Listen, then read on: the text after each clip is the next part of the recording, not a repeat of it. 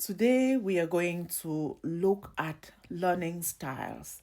How do you learn best?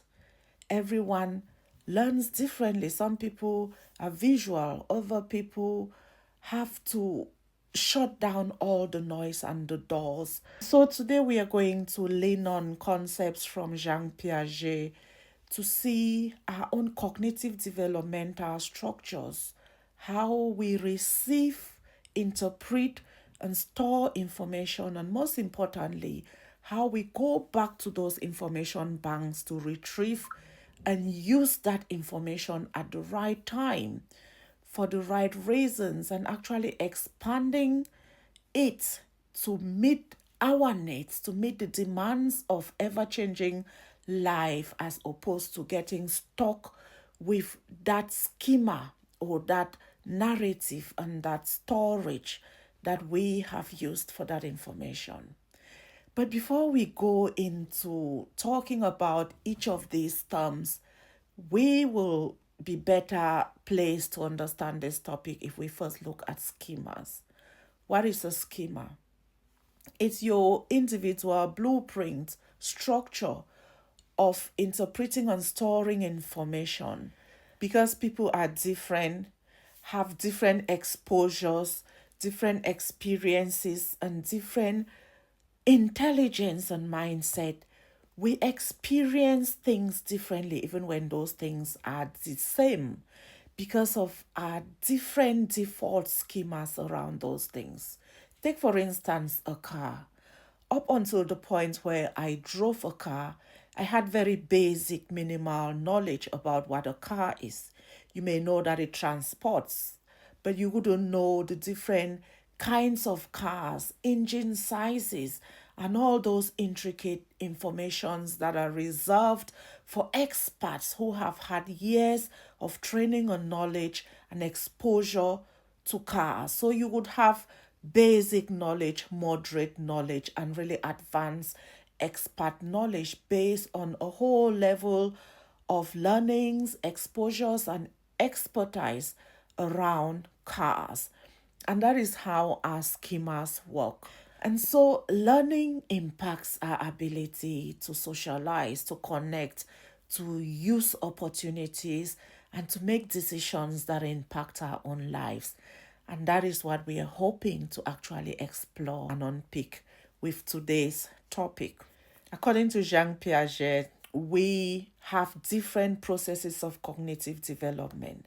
How we receive information, interpret it, and store it, but most importantly, how we go back to those storage and retrieve and use that information when we encounter new information which may be similar or even different from that which we already know.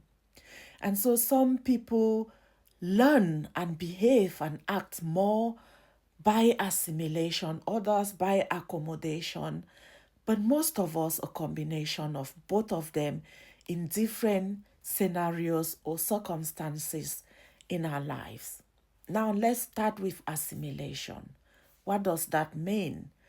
To you as an individual, the impact that it has on you, your ability to encounter new people, new information, new situations. Use it by bringing it to your mind, making reference to it, to what you already know, and then making new conclusions and interpretations with the new knowledge and the old one, and how you can use them in combination.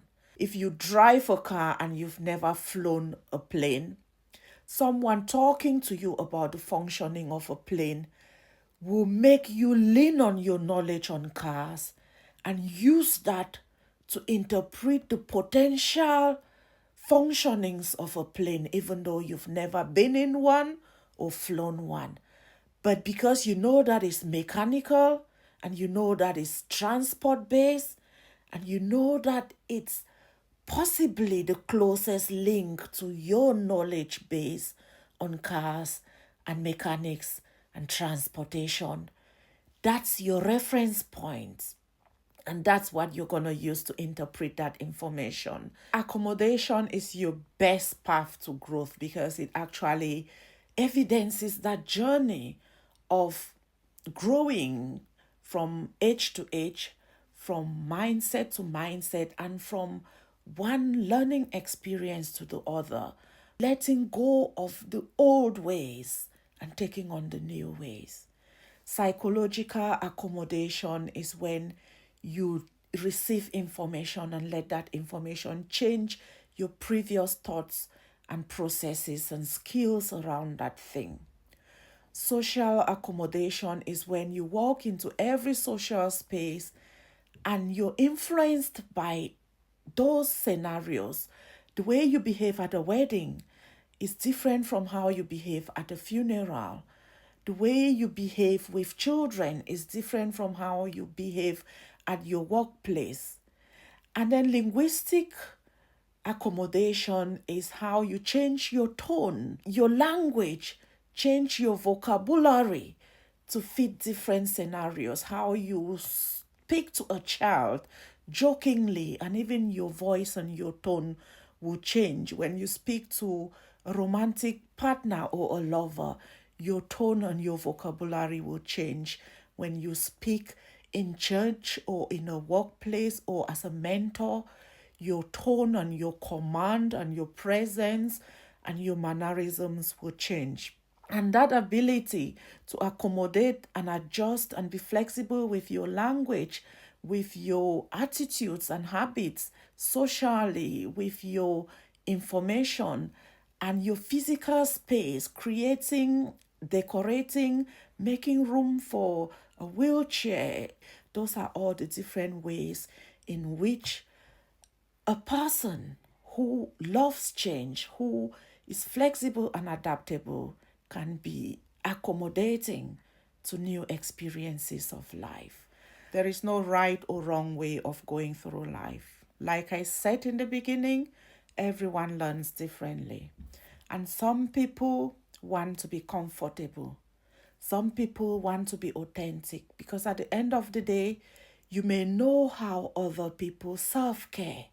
It doesn't mean that you should go away and start doing your self care the way you have found them doing it. You may know how other people cook certain things. Doesn't mean that you should change your way of cooking that specific thing, especially if you enjoy your food. There are aspects of our lives that stay with assimilation because it works. It works for our own reality, for our own values, and what aligns with our moral compass. And for those aspects of your life, assimilation is the best way to go about things. It keeps you in control, it maintains authenticity, and it builds on your confidence when you're not constantly changing things. On the other hand, when it comes to accommodation, it expands your life, your view of the world, your growth space. Think about the Johari window. How we talked about the window of what is known to you versus the window of the unknown, and all of that gap of growth in that unknown world, which is what happens when you're open to learning, trying new things, and letting go of old identities and old ways of doing things.